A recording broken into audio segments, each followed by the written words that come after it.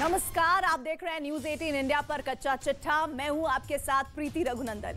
Ukraine को लेकर रूस में वर्ल्ड वॉर वाला मूड बनाया जा रहा है। रूस के टीवी चैनल्स में इस वक्त खुल्लम खुल्ला तीसरे विश्व युद्ध की धमकी दी जा रही है। इस वक्त यूक्रेन को जो हथियार दिए जा रहे हैं उसे लेकर पुतिन का पूरा एडमिनिस्ट्रेशन बहुत ज्यादा आक्रामक है, क्योंकि युद्ध के 98वें दिन पर अमेरिका की तरफ से ऐसा ऐलान हुआ है जिससे पुतिन अमेरिका से बहुत ज्यादा नाराज हैं। वैसे बाइडेन से शी जिनपिंग भी बहुत ज्यादा गुस्सा है और इस गुस्से की वजह से ताइवान पर युद्ध के बादल छाए हुए हैं। लेकिन सबसे ज्यादा जो आग है वो इस वक्त वर्ल्ड वॉर 3 के खतरे को लेकर लगी हुई है। देखिए कैसे एक चिंगारी से विश्व युद्ध भड़क सकता है। ये बात इसलिए गंभीर है क्योंकि तीसरे विश्व युद्ध की चर्चा इस वक्त रूस के टीवी चैनल पर हो रही है।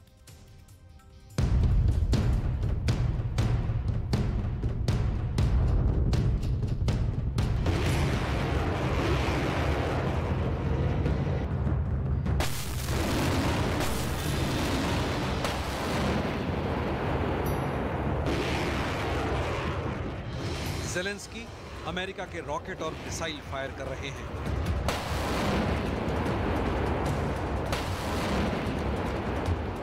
ज़ेलेंस्की ब्रिटेन के हथियार भी इस्तेमाल कर रहे हैं और इसमें रूस बहुत परेशान है।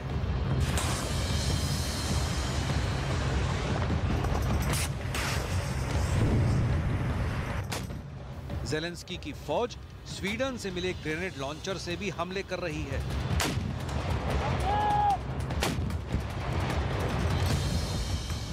ज़ेलेंस्की की सेना के पास अब जर्मनी की बहुत ही खतरनाक मिसाइल भी आने वाली है।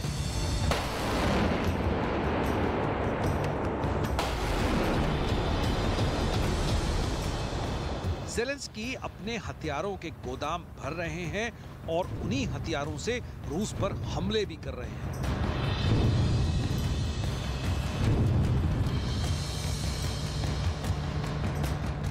यूक्रेन का युद्ध हथियारों का सबसे बड़ा शो बन चुका है और ज़ेलेंस्की ऐसे आधुनिक वेपन सिस्टम का जखीरा इकट्ठा करके दुनिया भर में खूब वाहवाही भी लूट रहे हैं। लेकिन ज़ेलेंस्की को खैरात में मिले हथियारों ने तीसरे विश्व युद्ध की शुरुआत भी लगभग कर ही दी है और ये दावा रूस के मीडिया ने बहुत जोर शोर से करना शुरू कर दिया है। रूस के इस टीवी शो में 4 बातों पर ऐसा घमासान मचा कि पुतिन का एजेंडा अमेरिका और नेटो के लिए समझना जरूरी हो गया है, क्योंकि यूक्रेन के युद्ध में वो छुपकर जिस तरह ज़ेलेंस्की की मदद कर रहे हैं वो इस जंग में पार्टी बन चुके हैं। पहली ये कि अमेरिका और ब्रिटेन ने यूक्रेन में दखल देकर बहुत बड़ी गलती कर दी है जिसकी कीमत उनको चुकानी पड़ेगी। दूसरी ये कि इस युद्ध में छुपकर मदद करने वाला नेटो का पुतिन बुरा हाल कर देंगे। तीसरी ये कि रूस का ये ऑपरेशन ब्रिटेन के स्टोनहेंज तक जाएगा, यानी यूरोप के पश्चिमी कोने तक युद्ध हो सकता है। और चौथा ये कि तीसरा विश्व युद्ध शुरू हो चुका है और ये बात कही है रूस की टीवी प्रेजेंटर ओल्गा स्काबेवा ने, जो वाकई बहुत भड़काने वाली बात है।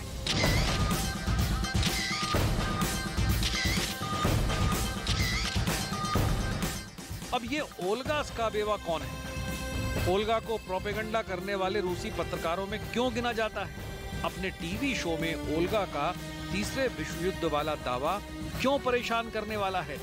क्यों ओल्गा इस युद्ध के यूक्रेन से आगे बढ़ने की बात कर रही है?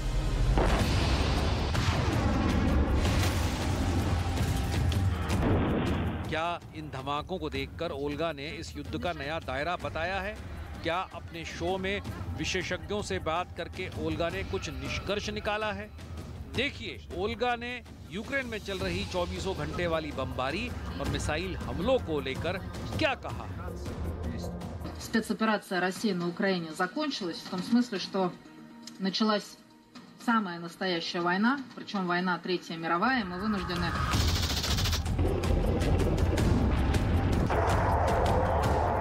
वर्ल्ड वॉर 3 यानी तीसरे विश्व युद्ध की बात कर रही हैं ओल्गा, यानी एक और विश्व युद्ध जो पहले ही यूक्रेन में जंग के साथ शुरू हो चुका है। और इसके लिए ओल्गा ने न सिर्फ यूक्रेन बल्कि पूरे नेटो को डीमिलिटराइज यानी सैन्य रूप से उसको पूरी तरह खत्म करने की वकालत की है। मैसेज बहुत साफ है कि रूस का मीडिया इस वक्त बहुत ज्यादा आक्रामक है। जितना एजेंडा पश्चिमी मीडिया में पुतिन के खिलाफ चल रहा है, उतना ही गुस्सा रूस की मीडिया में भी भरा पड़ा है।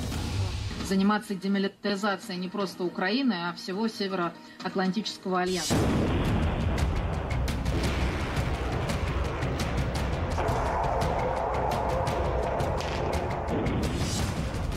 रूस का स्पेशल ऑपरेशन बनाम नेटो की ज़ेलेंस्की हथियारों वाली मदद। इस महायुद्ध में सबसे बड़ा मुकाबला इस वक्त ज़ेलेंस्की और पुतिन के बीच नहीं, बल्कि रूस और अमेरिका या कहें कि नेटो के बीच चल रहा है।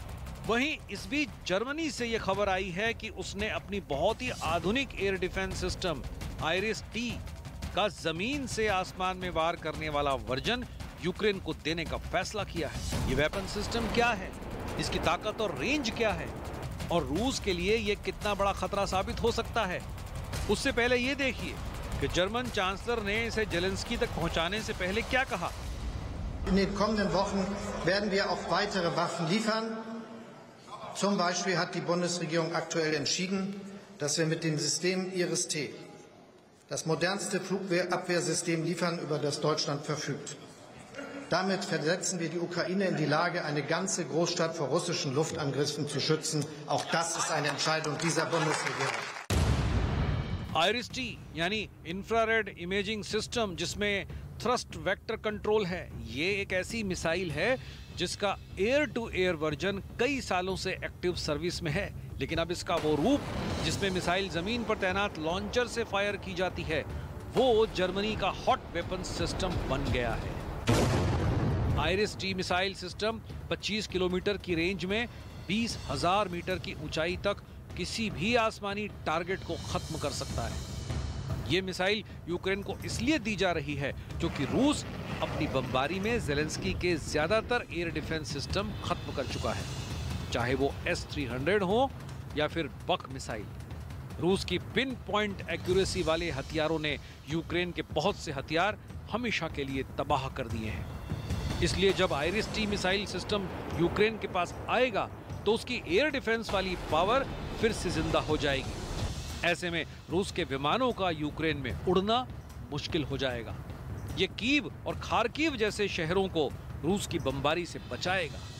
इसकी जद में आने वाले रशियन एयरफोर्स के किसी भी विमान, हेलीकॉप्टर या फिर ड्रोन का बचना मुमकिन नहीं होगा। Україна цінує кожну думку, але Україна цінує перш за все кожне життя. І це аксіома. І Україна ніколи не робитиме, як Росія, яка кидає людей в пекло боїв лише тому, що в Москві побажали щось захопити за декілька днів або до певної дати. Наші військові, розвідка, Нацгвардія та усі, хто залучений до оборони держави, поступово, але невідворотно, зривають всі плани окупантів. जर्मन चांसलर यूक्रेन को रूस के अटैक से बचाना चाहते हैं, लेकिन जर्मनी के साथ अमेरिका और ब्रिटेन से आ रही हथियारों की मदद पर रूस का आग बबूला होना लाजमी है। रूस की टीवी प्रेजेंटर ओल्गा स्काबेवा का वही शो जिसमें उन्होंने तीसरे विश्व युद्ध के शुरू होने की बात कही है, उसमें रूस के विदेश मंत्रालय के हाई लेवल अधिकारी ने क्या कहा और उसके बाद पोलैंड, अमेरिका और ब्रिटेन को लेकर क्या बहस हुई, जरा गौर से देखिएगा। Действительно, нужно вернуться здесь к словам Владимира Владимировича Путина, который сказал, что все, кто попытаются мешать специальной военной операции, очень горько заплатят. И, соответственно, больше за границей Польши никто не даст ломаного гроша. Скорее про Великобританию, наверное, про Соединенные Штаты Америки.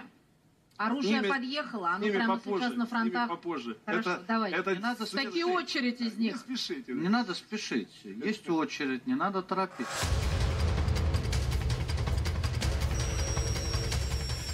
पुतिन के देश में चल रहे टीवी शो पर अमेरिका, ब्रिटेन और पोलैंड को सबक सिखाने की बात चल रही है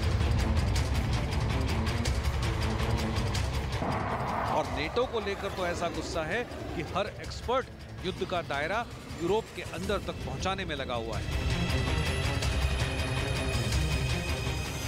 इससे पहले यूक्रेन का युद्ध, जिसे रूस में स्पेशल ऑपरेशन कहा जा रहा है, उसको ब्रिटेन के स्टोनहेंज तक ले जाने की बात की जा चुकी है। यानी यूक्रेन के बॉर्डर से युद्ध को आगे बढ़ाकर पूरे यूरोप को इस जंग में जलाने की बात हो चुकी है। ऐसी वार्निंग रूस की मीडिया की तरफ से बराबर आ रही है। देखिए वो टीवी शो जिसमें व्लादिमीर पुतिन की आवाज कहे जाने वाले पत्रकार व्लादिमीर सोलोवयोव ने ब्रिटेन पर हाइपरसोनिक जिरकॉन मिसाइल से हमला करके उसे पाषाण काल में पहुंचाने के लिए कहा था। Смотря как кто вести будет. Может быть, остановитесь? Ну, когда надо, тогда и остановимся. А где остановимся? Ну, я вот сегодня говорил, может быть, Стоунхендж. Ну, Ли Страт же говорит то, что это она воюет. ज़ेलेंस्की को जो भी नए हथियार मिल रहे हैं, उसके लिए रूस ने नेटो और अमेरिका को अपने टारगेट पर ले रखा है। लेकिन नेटो भी पीछे हटने को तैयार नहीं।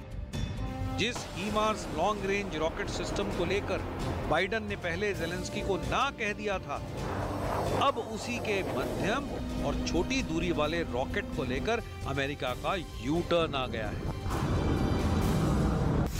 अब बाइडेन ज़ेलेंस्की को 300 या 500 किलोमीटर वाले रॉकेट नहीं देंगे, बल्कि हीमार्स के ही वो रॉकेट देने पर राजी हुए हैं जो 70 किलोमीटर तक हमला कर सकते हैं। देखिए पहले बाइडेन ने कैसे यूक्रेन को वो रॉकेट देने से मना कर दिया था जिसकी रेंज 500 किलोमीटर तक है और वो रूस के अंदर तक हमला कर सकते हैं। Are you going to send long-range rocket systems to Ukraine? We're not going to send to Ukraine rocket systems that can strike into Russia. कुल मिलाकर नेटो से यूक्रेन को हथियारों की खेप आती रहेगी, इस पर ब्रेक नहीं लगेगा। जर्मनी से अभी एयर डिफेंस सिस्टम मिल रहा है। साथ में जर्मन चांसलर ने ज़ेलेंस्की से कई और बड़े वायदे भी कर दिए हैं, जिससे जाहिर है पुतिन की टेंशन बढ़ जाएगी। Ferner werden wir der Ukraine ein hochmodernes Ortungsradar liefern, das feindliche Haubitzenmörser und Raketenartillerie aufklärt.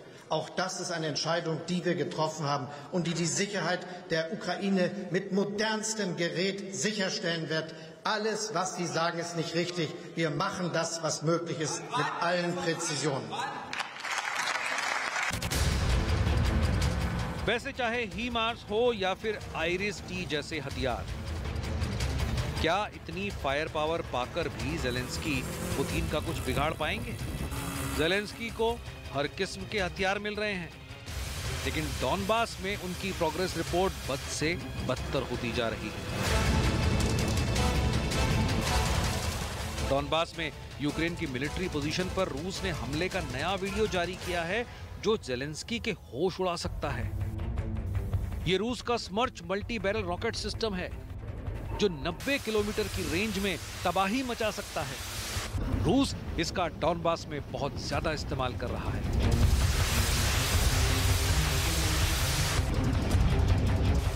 ऐसी आर्टिलरी की हर बैटरी को रोकने के लिए ज़ेलेंस्की के पास ऑप्शन बहुत कम है।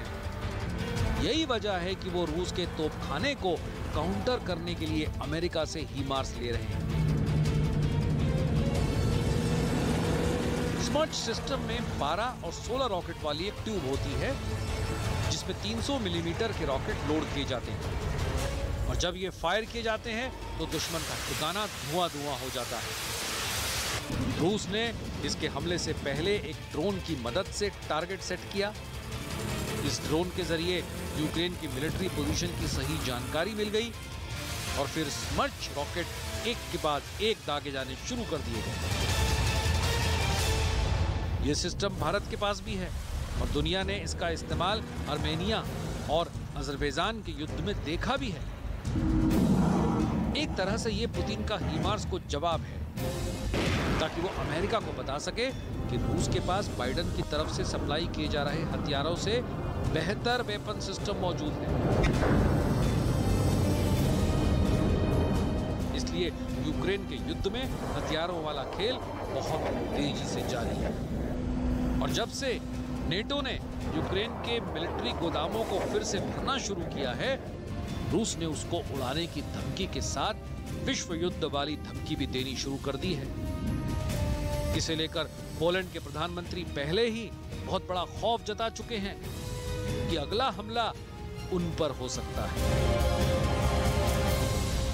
Europe and the free world loses this battle, loses this war, we are not going to be safe any longer, because we will always be under threat and blackmail from Putin.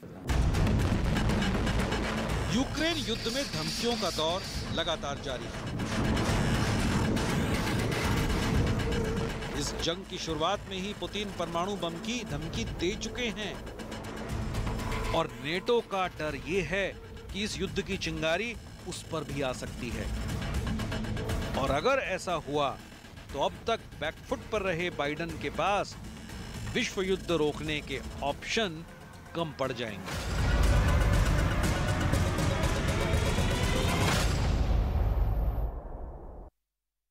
रूस और Ukraine के बीच जारी जंग को 100 दिन होने वाले हैं। इन 100 दिनों में दुनिया ने यूक्रेन से आए गम, गुस्से, तबाही और बर्बादी की तमाम जिंदगी से जुड़ी हुई खौफनाक तस्वीरें देखी।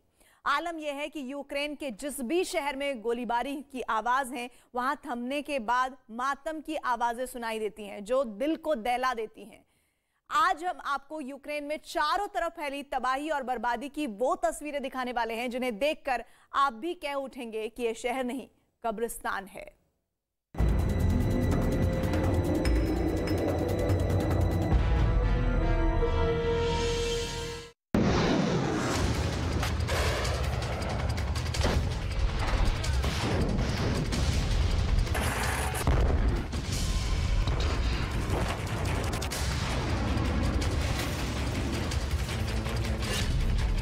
यूक्रेन जंग के 100 दिन,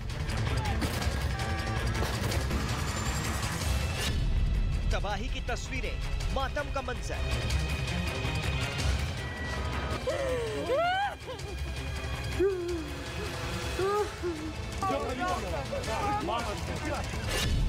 टूटे आशियाने, बर्बाद जिंदगानी, यूक्रेन के कब्रिस्तान।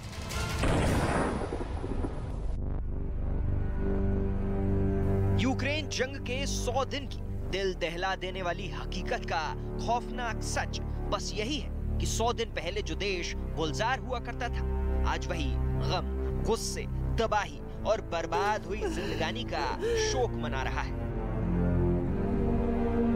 आलम यह है कि यूक्रेन के अलग अलग शहरों में बस तबाही के ही निशान दिखाई दे रहे हैं। यूक्रेन में फैली चारों तरफ तबाही और बर्बादी की तस्वीरों को देखकर लगता है कि यह शहर नहीं बल्कि कब्रिस्तान है।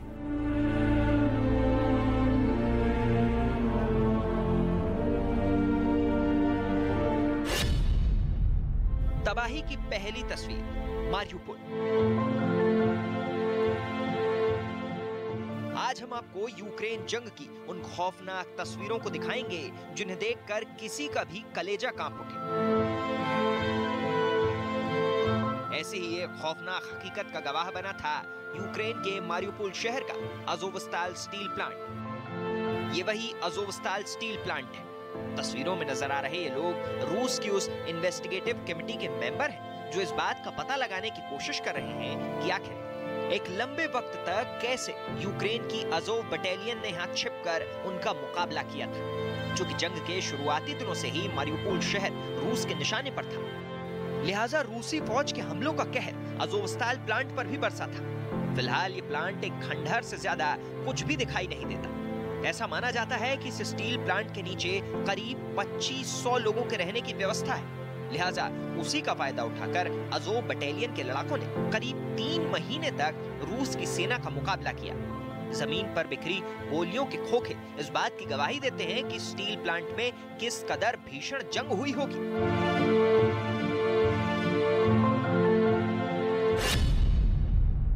अज़ोवस्ताल में अग्निवर्षा।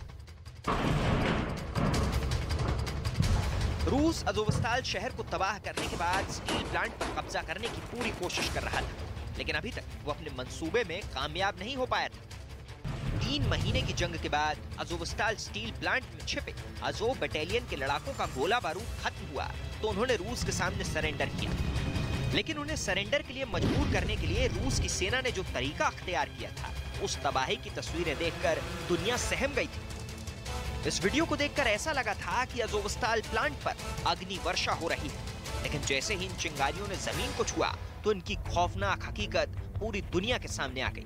दरअसल अजोव बटालियन के लड़ाकों से सरेंडर करवाने के लिए रूसी सेना ने अजोवस्ताल स्टील प्लांट कॉम्प्लेक्स पर MZ-21 रॉकेट दागे।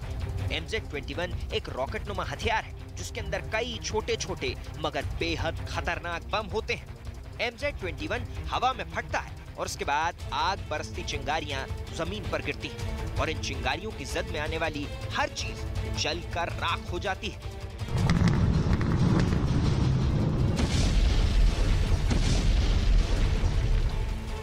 अजोवस्ताल स्टील प्लांट उस मारियुपोल शहर में था जो रूस के लिए एक रणनीतिक और सामरिक अहमियत रखता है।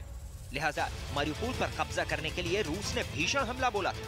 रूस के हमले में शहर का 90% से ज्यादा हिस्सा मिसाइलों और बमों की भेंट चढ़ गया। शहर की ज्यादातर रिहायशी इमारतें इस भयानक जंग में ध्वस्त हो गई। दावा है कि शहर पर कब्जे के बाद जब पुतिन की सेना ने जंग में तबाह हुई इमारतों से मलबा हटाने का काम शुरू किया तो उन्हें एक रिहायशी इमारत के बेसमेंट में 200 से ज्यादा शव पड़े मिले, लेकिन रूस के सैनिक उन शवों को वहीं छोड़कर चले गए थे। मारियुपोल में मातम। मारियुपोल पर कब्जा करने के लिए पुतिन ने अपने सबसे वफादार और सबसे खूंखार चेचन कमांडर रमजान कादिरोव को भी जंग में उतार दिया था। दावा है कि चेचन लड़ाकों ने पुतिन के सैनिकों के साथ मिलकर यहां अपना सबसे बेरहम चेहरा दिखाया।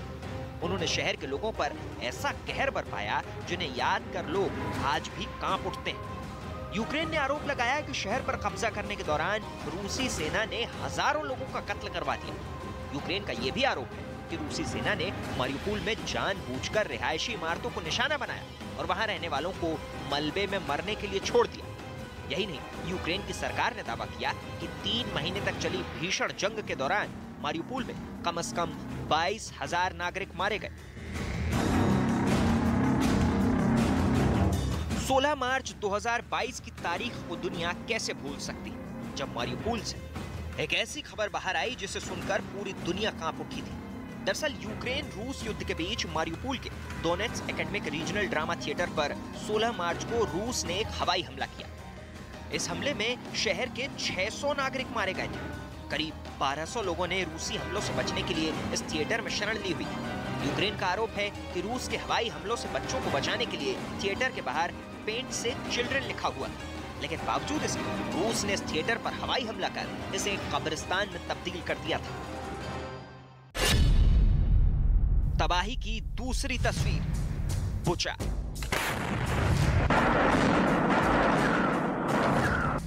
यूक्रेन की राजधानी कीव जंग के पहले दिन से ही रूस के निशाने पर थी और बुचा शहर कीव से महज 60 किलोमीटर की दूरी पर है। लिहाजा ये शहर रूस की सेना के कहर का शिकार बन गया। कीव की तबाही रूस का टारगेट था और यूक्रेन में नरसंहार की शुरुआत बुचा से हुई। यूक्रेन का आरोप है कि बुचा में रूस की सेना ने बर्बरता की सारी हदें तोड़ दी थी।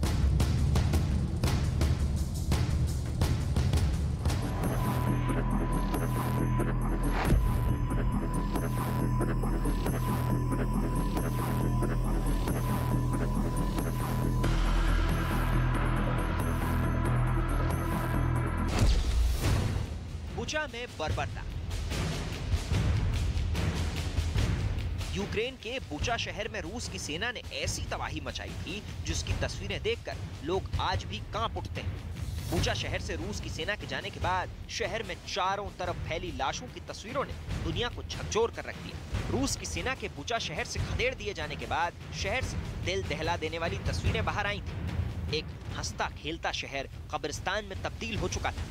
शहर में जगह जगह फैली लाशों के हाथ पैर बंधे थे जो रूस की सेना की हैवानियत की खौफनाक हकीकत बयां कर रही थी। खासकर महिलाओं की लाशें देखकर ऐसा मालूम पड़ रहा था कि उन्हें यातनाएं देकर मौत के घाट उतारा गया है।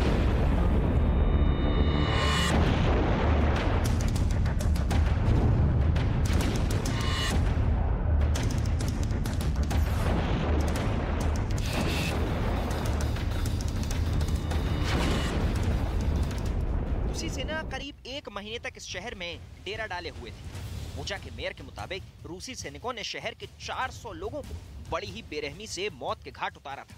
सोशल मीडिया पर बुचा नरसंहार की कई तस्वीरें वायरल हो गई थी। बुचा में हुए कत्लेआम के लिए यूक्रेन ने रूस की सेना के कमांडर आजाद बेक ओमुर बेकोव पर आरोप लगाया था। आजाद बेग ओमुरबेकोव को दुनिया भर के अखबारों की हेडलाइंस में बुचर ऑफ बुचा कहा गया था।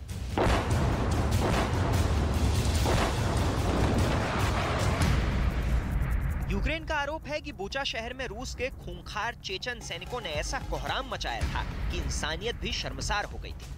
बुचा नरसंहार की तस्वीरें सामने आने के बाद यूक्रेन के राष्ट्रपति ने तो रूस पर यह आरोप लगाते हुए कहा था कि रूसी सेना महज 40 दिनों के अंदर बुचा शहर को कब्रिस्तान में बदल चुकी है। रूसी सेना के बुचा से जाने के बाद जब ज़ेलेंस्की बुचा आए तो शहर में फैली लाशों को देखकर वो भी अपने आंसू नहीं रोक पाए थे। रूस ने यूक्रेन के बुचा नरसंहार के आरोप को उसके खिलाफ एक प्रोपेगेंडा करार दिया था। तबाही की तीसरी तस्वीर, खार्किव। कीव और मारियुपोल की ही तरह यूक्रेन का दूसरा सबसे बड़ा शहर खार्किव जंग के शुरुआती दौर से ही रूस की सेना के टारगेट पर था। रूस की सेना 100 दिन से खार्किव के किले को भेदने की पूरी कोशिश कर रही है, लेकिन अभी तक वो इसे भेदने में नाकाम रही है। लेकिन 100 दिन की जंग ने इलाके का नक्शा बिगाड़ के रख दिया है। यहाँ भी यूक्रेन के दूसरे शहरों की तरह ही चारों तरफ तबाही की तस्वीरें नजर आ रही हैं। खार्किव में बर्बादी। खार्किव भी रूस की मिसाइलों के टारगेट पर है। रूस की सेना और सैकड़ों तोपें खार्किव शहर पर बर्बादी का बारूद बरसा रही हैं। आलम यह है कि यूक्रेन का ये खूबसूरत और दूसरा सबसे बड़ा शहर आज जंग की वजह से खंडहर नजर आता है। 3 महीने की जंग के बाद रूस की सेना खार्किव के 30% इलाके पर कब्जा कर चुकी है, लेकिन राष्ट्रपति ज़ेलेंस्की का कहना है कि वो रूस के कब्जे से यूक्रेन के हर शहर को आजाद करवाएंगे। 30 मई को यूक्रेन के राष्ट्रपति ज़ेलेंस्की अचानक खार्किव के वॉरफ्रंट पर नजर आए। उनका मकसद खार्किव में रूस की सेना का मुकाबला कर रही यूक्रेन की फौज का हौसला बढ़ाना था।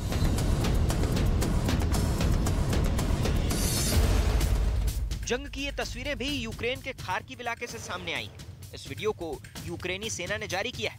यूक्रेनी सेना के मुताबिक वीडियो में दिख रही गोलाबारी दरअसल उनकी सेना का रूसी सेना के हमले का जवाब है। यूक्रेन के मुताबिक रूसी सेना ने खार्किव में यूक्रेनी फौज पर हमला किया था, लेकिन उनके सैनिकों ने स्टिंगर और जेवलिन मिसाइलों की मदद से रूसी सेना को पीछे धकेल दिया।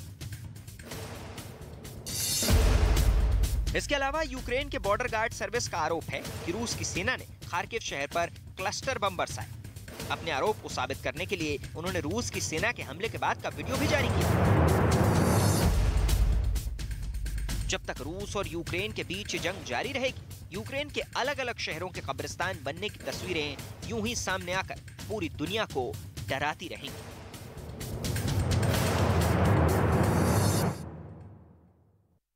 चीन ने ताइवान को ध्यान में रखकर एक बहुत बड़े युद्ध अभ्यास का ऐलान किया है। चीन ने वॉर एक्सरसाइज के साथ साथ ताइवान पर नजर रखने के लिए एक नया गश्ती दल तैयार किया है।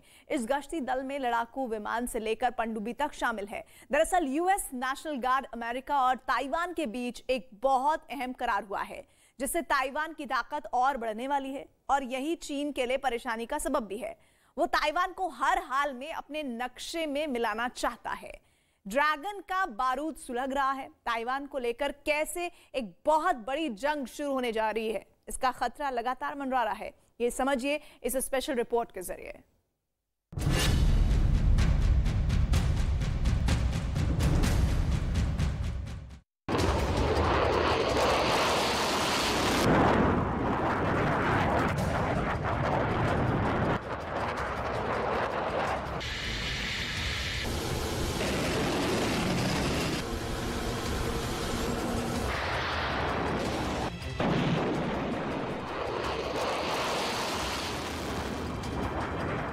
ताइवान पर चीन के 30 फाइटर जेट ऐसे गश्ती कर रहे हैं।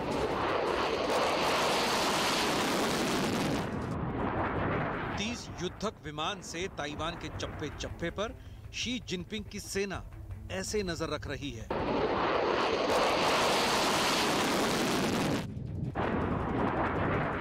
एक छोटे से द्वीप पर चीन इतनी कड़ी निगरानी कर दुनिया को क्या संदेश देने की कोशिश में है?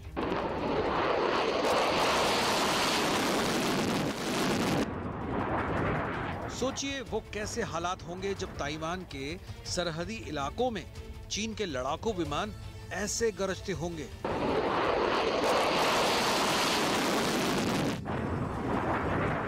उस वक्त ताइवान के आसमान में कैसा शोर मचता होगा जब एक साथ चीन के 30 फाइटर जेट का दस्ता ऐसे एक साथ मंडराता होगा। अगर ऐसी तस्वीर यूक्रेन के आसमान में दिखती तो एक बार की किसी को हैरानी नहीं होती, क्योंकि वहां युद्ध चल रहा है। लेकिन ऐसी तस्वीर यूक्रेन में नहीं बल्कि ताइवान में दिख रही है, जहां अभी जंग नहीं चल रही है।